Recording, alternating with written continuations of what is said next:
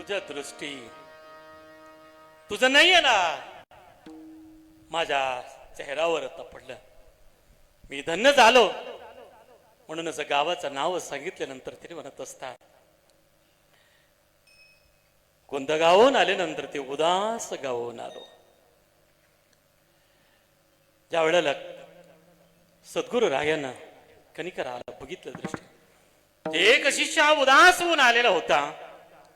काय झालं काय तुझा आता बोलण्याचा अर्थ काय आहे म्हटल्यानंतर त्यांनी सांगितलं, गुरुराया माझा आता कोणी राहिलं नाहीये. आई गेले, वडील गेले, धर्मपत्नी सुद्धा सर्व गेलेलं आहे. आता तुझ्याशिवाय मला काही कोणी नाहीये गुरुराया. मी मात्र तुझ्या पायापाशी मी इथं येऊन राहिलेलं आहे. मला काही येणं, मला खूप इच्छा आहे. काही ना काही मला सांगायचा विचार करत असतो, परंतु माझ्या तोंडाला काही शब्द येत नाही. मी काही शिकलेलो नाही, अक्षरात ज्ञान त्याने नाही आहे.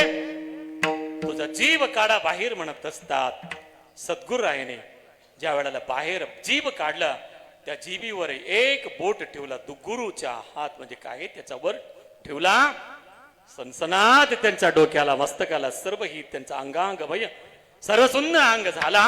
त्याला ज्ञान प्राप्ती झाला. तेव्हापासून काय आहे 12 ते काय आहे, त्यांना कमीत कमी लहान वयामध्ये त्यांनी काय सुरुवात केली, त्याने शिवार शिवार म्हणूनच कृपा केले. सद्गुरु राया माझ्यावर कृपा झालेला आहे.